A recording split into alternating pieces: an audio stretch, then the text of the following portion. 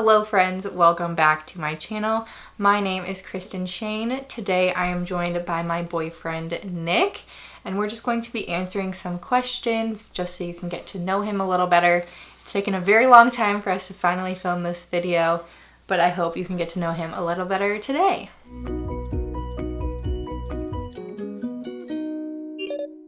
Okay, so I didn't ask questions or anything on Instagram. I just tried to pull up some generic questions that I thought you all would ask or just want to know about Nick and about us and our story. So, tell us a little bit about yourself.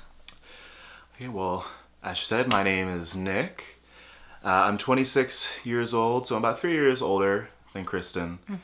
But I'm 26 years old. I'm a teacher at a small Christian school across the state. There's not really much else to say. I teach English for middle school and high school. So, a bunch of fun grammar rules that I'm sure everyone out there loves to hear about, which I won't give you any today, but But he has been helping me with editing my videos and some of the writing that I do as well. And we'll talk about it a little later because I think he has a kind of a fun story with YouTube as well. But he has been helping me with some of my videos and giving me some ideas and just trying to make my content better as well. Okay, so how and when did we meet? We met not last year. I thought it was last year, but it's the year before. It feels like last year, 2019. 2019 in December. So on Bumble, actually. Which the first time I ever mentioned that we were dating, I did a Q&A video and I talked about being on Bumble, so I can link that video too. Yeah, and so we met on Bumble. And of course, on Bumble, the guys can't swipe. The girls have to initiate the conversation. Well, you can swipe, but the girls have to initiate the conversation. So, I was waiting for her, and it felt like, she waited until the last hour to do it. But then she finally said hello. Then do you remember what I asked you? What the first message I sent was? First message? I don't actually. So the day we matched was actually, or the day I messaged him was actually the first day I had Bumble. So I was a little overwhelmed just trying to message people and get myself out of my shell. I tried to message people with something about their profile or something about their job, to get the conversation started. But I do remember that something from your profile I saw was that you were a teacher. So I think I asked you, what inspired you to become a teacher or something like that. I think I remember that a little bit, yeah. So that was in December of 2019, and we met over winter break. And we're actually both from Tampa, so that was how we met. That neither of us live in Tampa full-time now, but we were both in Tampa full-time. Or not, we were both in Tampa at that time for winter break. How long have we been dating?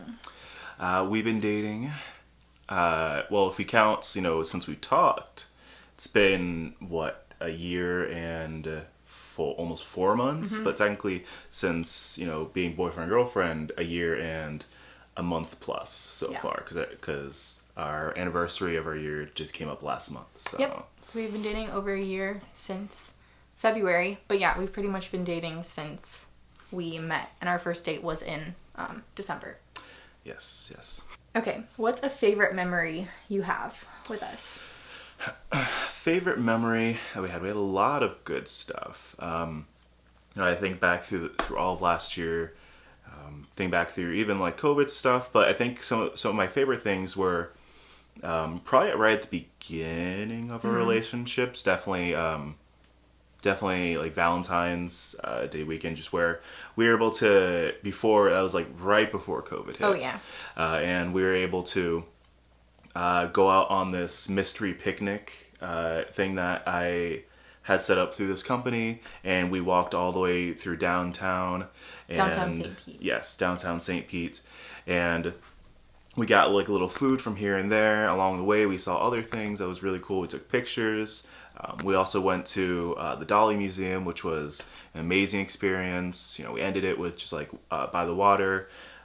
And so I think it was all very nice. I think that's one of my favorite, memories that we've had. Yeah, I guess it's kind of funny to think too, because that was one of the only normal dates we've had, because after that it's all been COVID.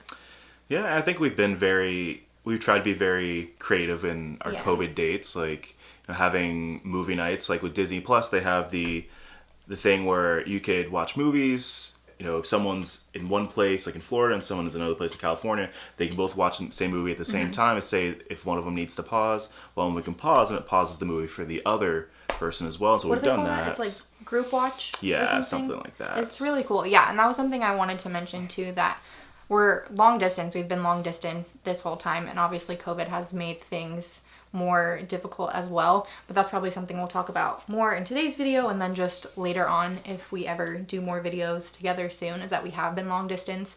So we tried to find little things like that, like having Friday night Disney Plus movie dates, or just other things like that that we can still do together. I'll answer this one too, but what's your favorite thing about me? Favorite thing about Kristen? I think the first thing that always pops to mind is just how kind she is to everyone. Always being very helpful, whether it's with her Etsy store and going above and beyond. The call of what she does. She doesn't have to do custom orders. She doesn't have to do all these things, but a lot of times she goes above and beyond for her customers. She goes above and beyond for the people around her, whether for her friends or for her family or for me. So I think, just that she has a helping soul and that she's very kind to everyone. And so nice. Yes, but what about me? Well, my answer's kind of similar, and that's always like the first thing that comes to mind for me. But you just truly have a heart of gold, and I think you have more of a servant's heart than like anyone I have ever met. And a lot of people have that natural inclination that I think a lot of teachers have too, just that natural want to serve and help anyone around you, regardless of your relationship to them. But ever since the day that we met and since we first started talking, that's just always been really apparent that you're just extremely selfless without even thinking twice about it. It's just a very natural instinct that you have to just be very giving and serving of others, and just always making sure everyone else is good and everyone else is taken care of first, which is something I really like about you. But yeah, I think that's something I've always told you too. You're very, very, especially having just a very helping kind of attitude and soul for other people. Especially whenever I tell you like you can relax for a little bit. You don't have to help everyone. I'm not you good can't at that. you can't help everyone at once. Sometimes I have to rein you in, but I think that's part of you're what very makes good. us work good together too. Yes. And yeah, that's something I talk about a lot, and Nick always laughs at me, is that he's definitely like the calming energy in the relationship, and I'm the more like chaotic, energetic energy in the relationship. So I think sometimes it's good because I help energize you a little bit and you help calm me down a lot of bit, but I think it makes a good balance. Yes. Yeah. Oh, this is a good one. So I just came up with this one, but how do you feel about me doing YouTube? And now how do you feel about my job just being YouTube and Etsy and the other stuff that I'm doing? I've always been into YouTube. I've watched YouTube for years, like since 2008, really. I've been way into YouTube. before me, you were into YouTube. Oh yeah. I mean, I was in 8th grade at that point, and so Yeah. I already had my own like YouTube channel. I was like, at that time I was making my own like little videos because I wanted to be a YouTuber at that point too. Same. And I watch videos. I've seen how creators explain how they do their own thing, and as much as that's not something that is feasible for me, I definitely like watching you do it. And whenever she told me like, oh, like, well, I have a YouTube channel, I thought that was already very cool, like very interesting. And then saying that she at that point probably had like 5,000 or 6,000 subscribers at that time. I thought that was even cooler. But I think it's cool, and I definitely supported you since you've made that change to just YouTube and just Etsy.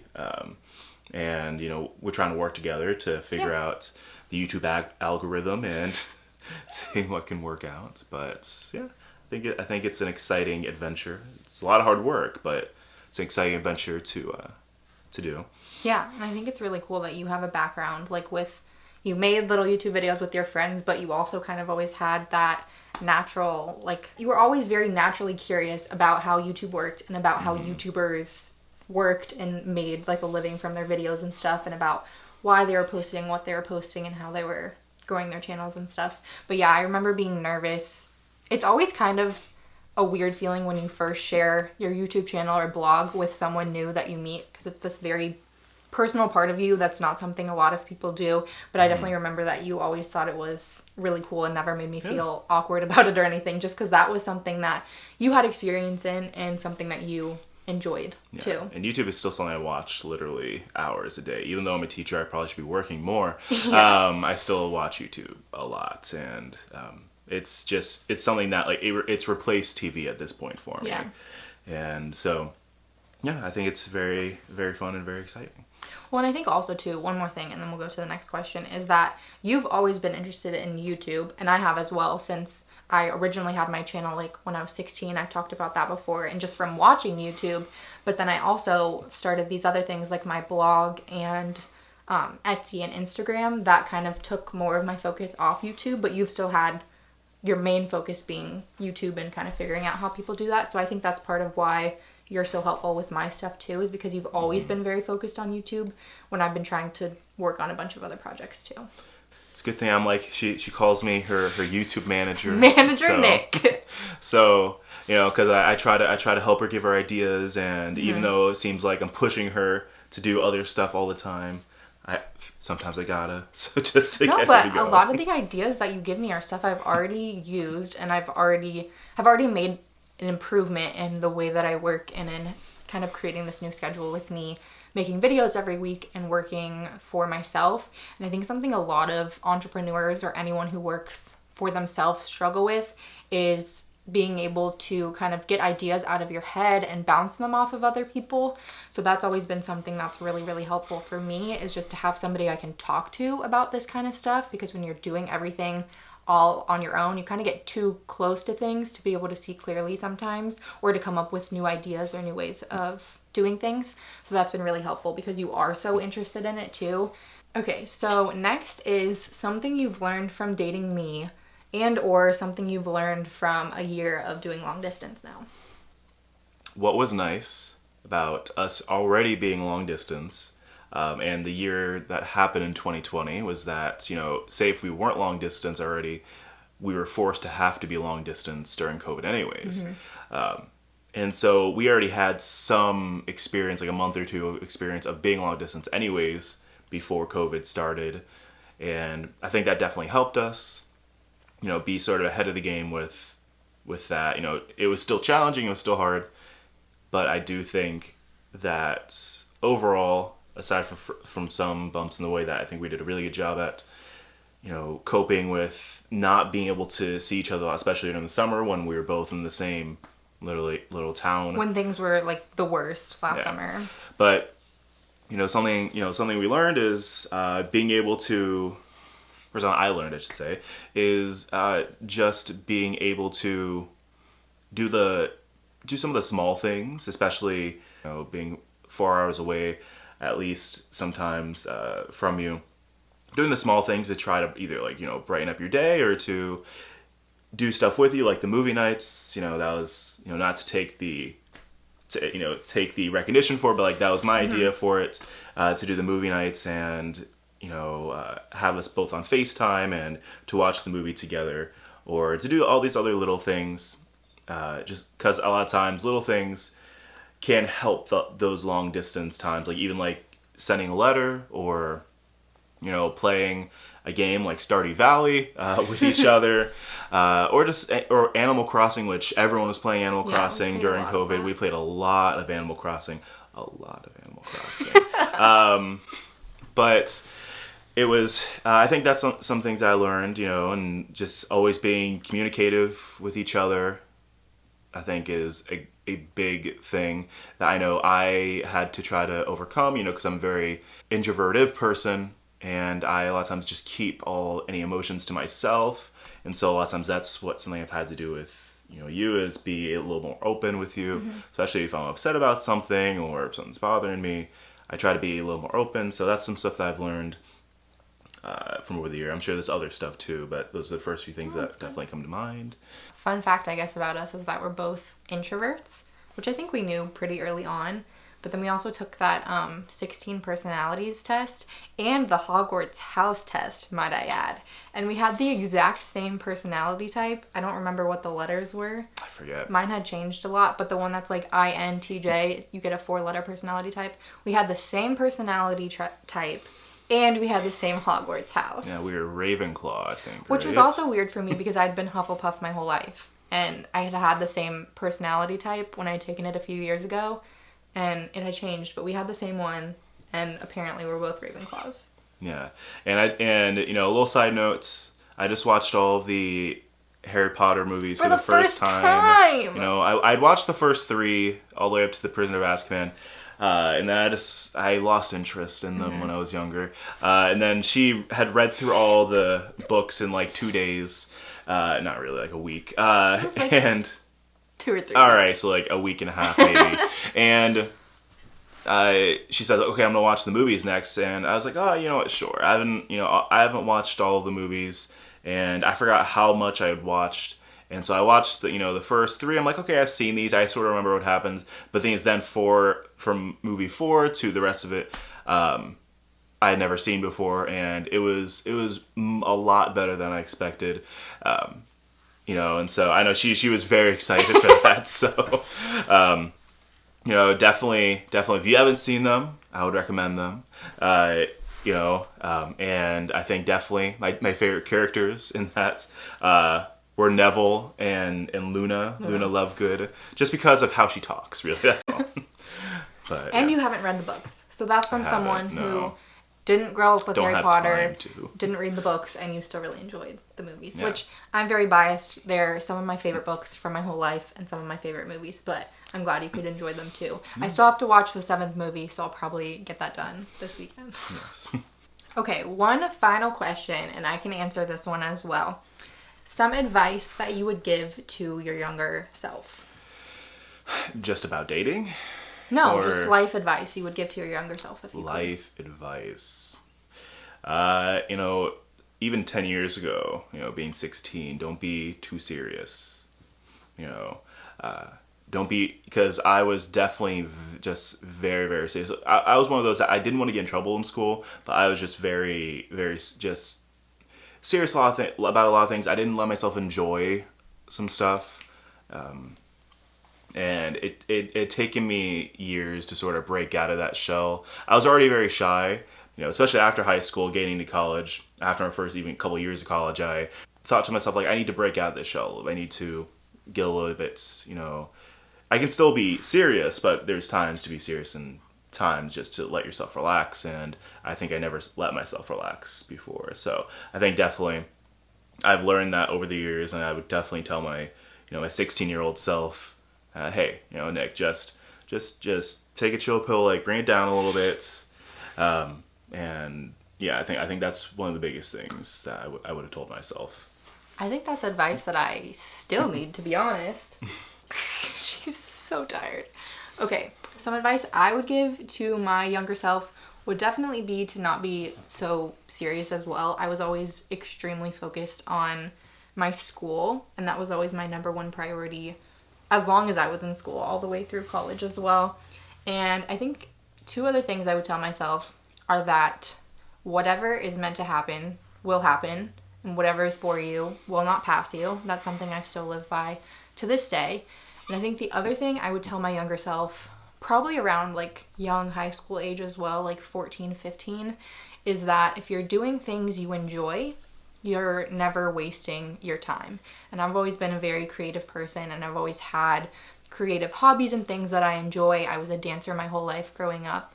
But I think if I had known that more deeply when I was younger, that good hobbies that you really enjoy are truly not a waste of time or energy, I would have been a lot more confident in going into the things that I'm doing now, and in having some of the more creative passions that I have now, like my blog and YouTube and Etsy, that I was very not confident in myself or in my abilities, or even just in spending time on things other than school or what my main work was. Yeah, and I think definitely, sort of add to yours is that, as when you were in law school and you're always talking about it, you're always saying, that you wish you were doing, something else. And I would always just think of myself too, just in general, make sure that this is something that is in God's will for you, that this is something that God wants for you to do. And I know in the beginning you definitely thought it was. Yeah. But then you started to have the doubts about it, and you definitely feel more at peace. And that's what I would suggest, to everyone, to definitely try to find, God's will about stuff, because you'll definitely be more at peace with everything, even if you have to wait. Patience, as I say, is a virtue. So definitely just try to find God's will in everything. But yeah, I think those are good lessons that definitely anyone can learn from those things. So. Yeah, and I have a video all about me leaving law school and kind of changing my career path. If that's something you want to hear about or something you're struggling with too, right, I will link it. Somewhere right there. That is all the questions we will be talking about today. I think we had some good ones, but if you have any other questions or comments for us, you can leave them down below. He's usually like the first one to see my videos, so a lot of times he's the first one to see comments before I do. But I hope you liked this, getting to know Nick and getting to know just us together a little bit more. As always, I post new videos every single Friday, so be sure to give this video a thumbs up if you enjoyed it and subscribe down below for more. I will see you again next. We're trying to get to 10K, so. He encouraged me to have the goal to try and reach 10,000 subscribers this year, which I think could happen. So if you want to subscribe and join our community, I would love that. I will see you again next week with my next video. But until then, be nice to people, be nice to yourself, and do something kind today. See ya.